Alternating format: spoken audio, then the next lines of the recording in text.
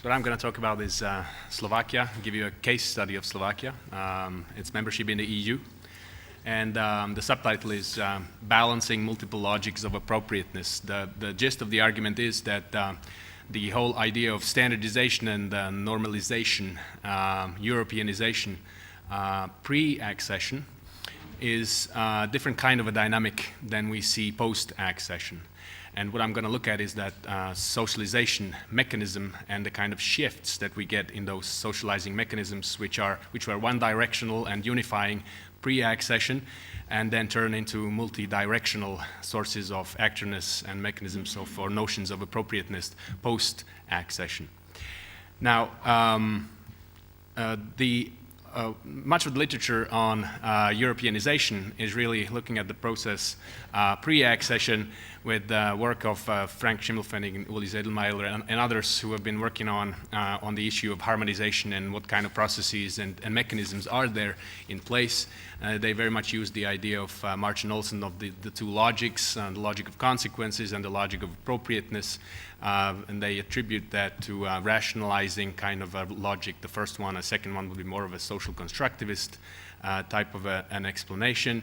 And so what is, the argument is very much that the countries who are entering or trying to enter the EU are adopting the EU's logics of appropriateness. They're being socialized into a set of standards, a set of norms, set of rules that they all adopt in various policy fields.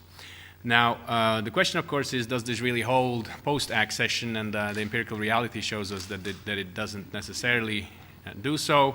The argument could be that post-accession, to keep your identity and hold, express your identity, you're actually differentiating yourself from the mainstream. You're trying to be different.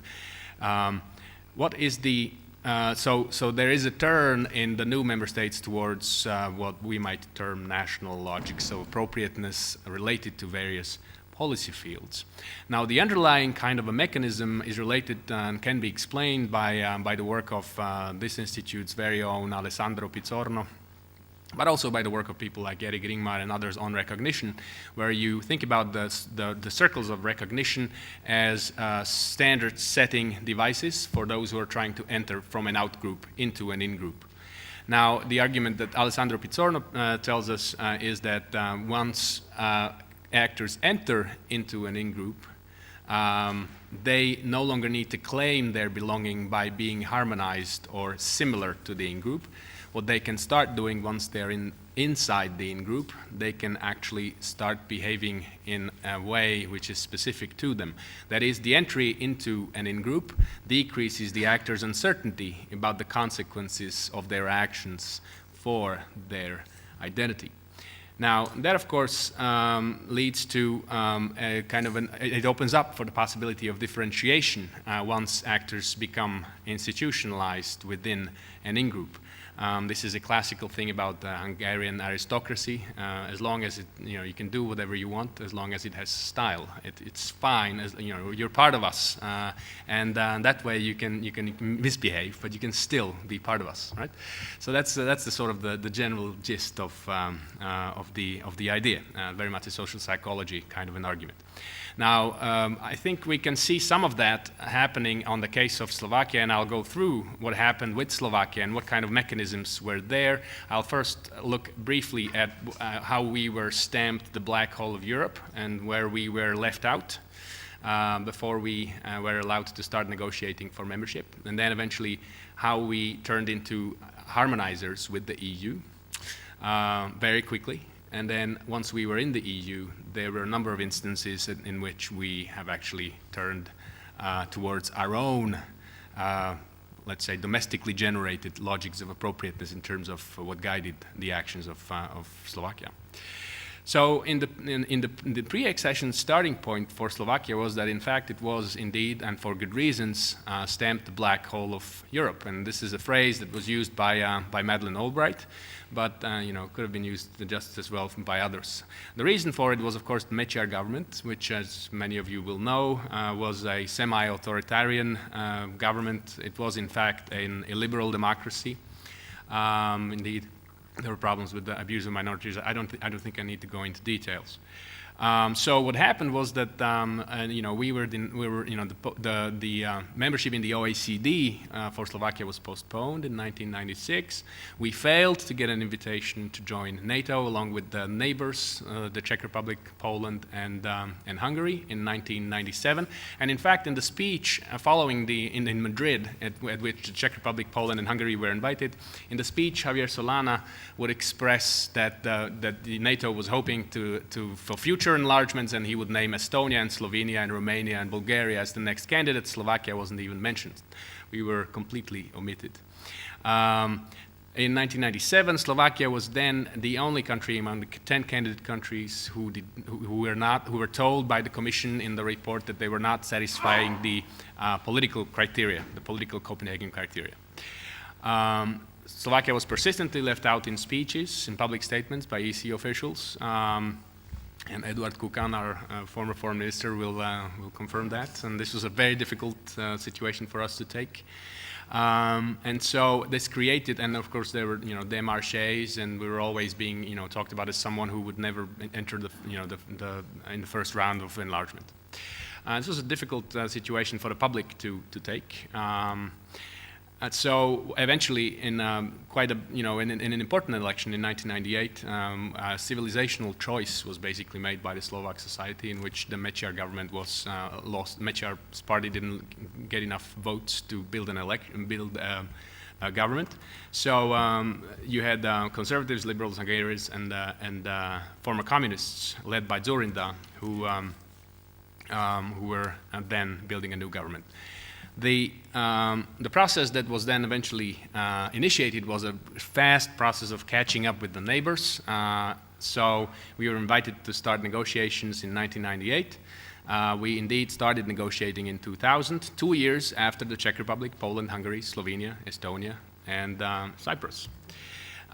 There was a special team that was set up in DG enlargement to help facilitate the negotiations with Slovakia on the side of the Commission.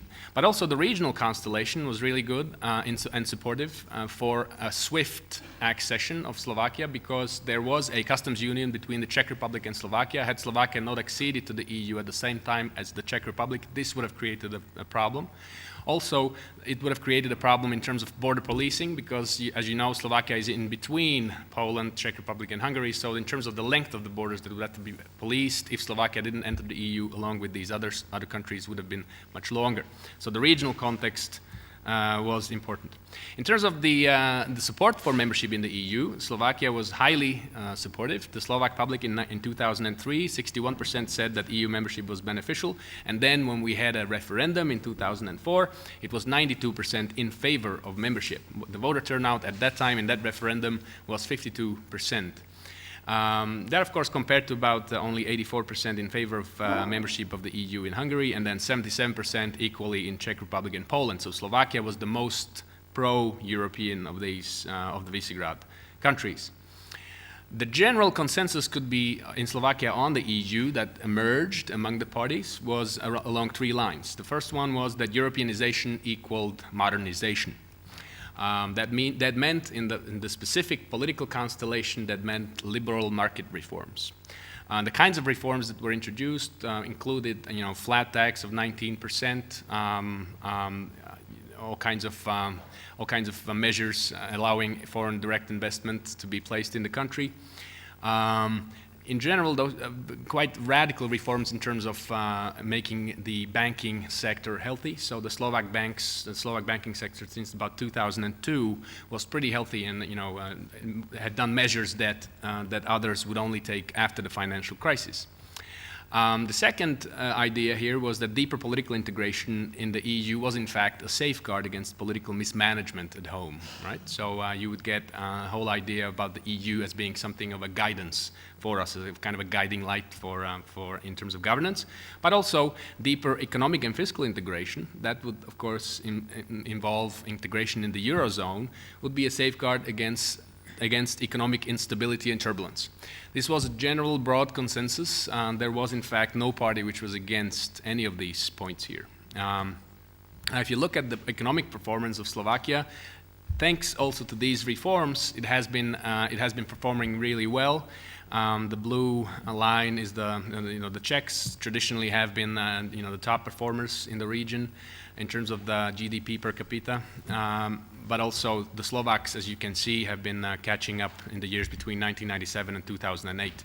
So before entry into the Eurozone, in fact, Slovakia was the second best performing economy in the region, and fast in catching up the Czech Republic real fast. Now, what happened after we entered the European Union in 2004 and later also the Eurozone, I'll get to that, was that we have turned towards different kinds of sets of different notions of appropriateness than what we had before entry. Now, the first Fico government, which was built in 2006 following the elections, the best thing they could come up with was of course, to form a coalition with HZDS, Mečiar's party, and SNS, even worse. That's the radical nationalists. This was in 2006. So they had a government like that until 2010. Now, there was a pressure on Slovakia, and in fact on the governing party, to which is nominally Social Democratic Party, by the Party of European Socialists, to get in line, to rethink their coalition with these parties, or eventually decrease any kind of negative effects that this might have had. Poul Nyrup Rasmussen in October 2006, at a decision of the Party of European Socialists to dismiss or suspend the membership of Smer in the Party of European Socialists, would argue, if we are not clear on extreme right-wing parties and on their relations with us, we are really not defending our values and our responsibility for the whole of Europe. So this is an example of how the European party families can be pushing towards standardization even after the entry of countries into the European Union, one of the few mechanisms that the EU has left at its disposal, in fact. There were indeed, however, controversies in terms of the media law that was introduced, the right of response that was being placed there, but also there were controversies in terms of the minority languages in schools. It's largely due to the fact that the Minister of Education was from the Slovak National Party, and of course that of course had implications for infringements upon how minority languages would be used, especially the Hungarian minority. There was also a spat with the with Hungary on the occasion of the attempted visit by the Hungarian President Sólyom to Komárno in Slovakia on August 21, 2009, where he was going to unveil a statue of the Hungarian King, Stephen. You wouldn't think that this would be a problem, but at that point, the Slovak government denied entry across the bridge, because as you know, that there's a bridge connecting the southern city of Komárom, which is in Hungary, with Komárno, and there was a kind of a tense situation right on the bridge, and Hungary said, well, this is infringing upon the free movement of people in the European Union. Now, I'm not sure if they have chosen the date quite well, because as you know, August 21 is quite sensitive as a date for the Slovaks and the Czechs, because that was the date of the Soviet and others' occupation in 1968. So that wasn't exactly a good date to choose, but in general, there was this was an issue, and this was the kind of an atmosphere that ensued. So the second kind of a situation in which Slovakia would turn towards its own sources of appropriateness would be the euro crisis, and at a time when the first Greek bailout was about to be approved. The Fico government, before it stepped down in 2010, before it lost the election, they had approved the bailout to Greece. This was 110 billion euro package. Now, the new government that came in June was actually criticizing this already before they entered government. The finance minister Ivan Miklos would argue that Greece was in fact, what they were doing was moral hazard, and so these other countries shouldn't be paying for that kind of a moral hazard happening in the Greek society. So in fact, the Slovak government, based on a proposal by Iveta Radičová, who was then prime minister, and the parliament had then not approved the bailout. So Slovakia did not participate in the first Greek bailout.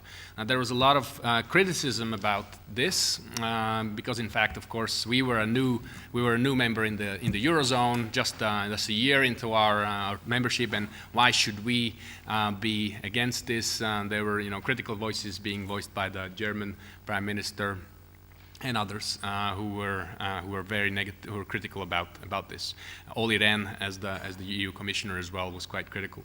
Now, Slovakia, on the other hand, was demanding stricter rules in the ECOFIN meetings. And Miklos, the finance minister, he would argue that it's true that our attitude angered highly placed politicians in the Eurozone, but that's only because they had behaved irresponsibly, and we held out a mirror. So that was the kind of an attitude of turning towards domestic kind of considerations in terms of what was appropriate for Slovakia to do in such a situation.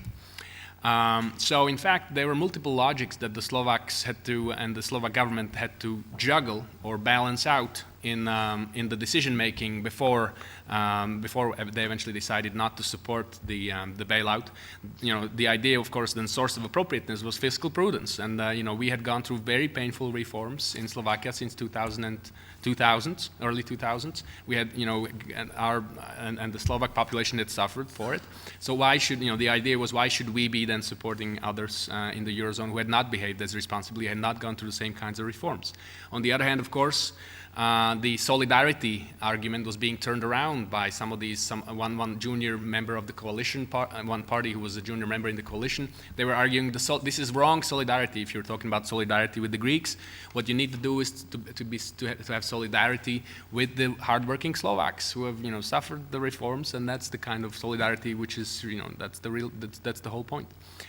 So there were multiple logics of appropriateness which were in fact clashing here. Eventually, the government of Iveta Radičová had fallen on exactly this issue a year later, in October 2011, where it connected the vote on the European Financial Stability Facility with the vote of no confidence, and they eventually, because of their junior coalition partner, the Liberal Party, they lost that vote, and 2 days later, the EFSF was supported with the help of the smer of Social Democrats in Slovakia, and that went through, and Slovakia was the last country to ratify that, so it was, everybody was kind of focusing on the vote in Bratislava. And the argument, interestingly enough, that year before that vote by Radičová, when she was giving her speech in the parliament, was in fact about a very different one than the arguments that were being put forward in a year earlier when the Greek bailout wasn't supported. The argument that was being put forward, well, 75% of any car that's being made in Slovakia is actually produced in other parts of the EU, in other parts of the European Union, especially the Eurozone, so we cannot act as though this doesn't concern our economy. This is all our economy, we're all integrated into it, so we should be part of, we should make sure that remains stable. Now, in terms of the another issue that has generated some different kinds of logics of appropriateness than harmonization was in fact Slovakia, and the issue of a non-recognition of Kosovo. Before we entered the EU, if you looked at the annual reports of the Slovak Foreign Ministry, you can see that we're so fully in compliance and fully in harmonization with the EU. In fact, I had the honor of being in the Foreign Ministry, and I'm reading some of the instructions from our Foreign Minister Kukan to our UN mission, and the instruction would always be coordinate with the EU. Coordinate with the EU. This was 2003. So that would be help. That gives you an idea about how, and that's reflected if you read the annual reports on Slovak foreign policy. So at some point they even say in one of the reports that Slovak foreign policy goals are in fact identical with those of the EU. Now that of course has changed quite radically after we entered the EU. Before membership, if you look at the priorities of foreign policy, how they're listed up, you first look at the EU member states, the NATO, Russia, and the V4. After membership, if you look at the 2008, 9, 10, 11 reports, and it's turned around. So it's the regional context, and then it tends towards the EU. We didn't recognize Kosovo, as you know, in 2007 as one of 5 member states in the EU. This was preceded by a declaration of the Slovak parliament. There were various domestic reasons for it, and there's in the declaration the real reasons aren't actually named, and those are completely irrational because that's a fear of Hungarian irredentism. There are completely irrational reasons for that decision, but they're not named in the declaration. And what's named there is, of course, adherence to the norms of international law and so on and so forth. So, the annual reports of the Slovak Foreign Ministry in 2008 talk about the Kosovo question. If you look at 2010, they talk about Kosovo, but only under the header of Serbia, right? So they don't even recognize the idea. But at the same time, and here we see this kind of a clash of logics of appropriateness, Slovakia has consistently supported the EULEX mission in Kosovo since 2007. So there's a kind of a dual position here, because of course the EULEX mission is in fact leading towards establishment of independent governance structures in Kosovo, which would be eventually independent of any Serbian administration. At the same time, if you look at the foreign policy report, the annual report of 2010 of Slovakia, it says that foreign policy, and this is the time when Dzurinda was the foreign minister, that foreign policy should be the expression of inner conviction. That's a quote. So there you go about the different alternative sources of appropriateness. This didn't really change after the foreign ministry changed. I'll take 1 more minute to wrap it up. After the foreign ministry was taken over by the new government in 2012 and changed its name to Foreign Affairs and European Affairs, and the Kosovo issue is still there. So there are 3 points to make as a wrap-up of this whole of the presentation, or based on a case study. The post-accession period for member states, at least the Slovak example shows us, there is a normalcy of multitude of logics of appropriateness that need to be balanced. So the pre-accession kind of harmonization that has been theorized in the works on Europeanization is in fact quite an exception in the literature, and also quite an exception in normal democratic politics. Once countries enter into the EU, what comes into picture is democratic politics as a normal thing in terms of balancing out competing claims of what should be appropriate action. That's normal part of any democratic politics. So Slovakia, in fact, that's just a normative statement, I suppose, and others should learn to strike a balance between domestic dynamics of democratic politics, which involves multitude of logics of appropriateness, and, in fact, the need to find joint solutions in the political order of the EU. Yeah, thanks.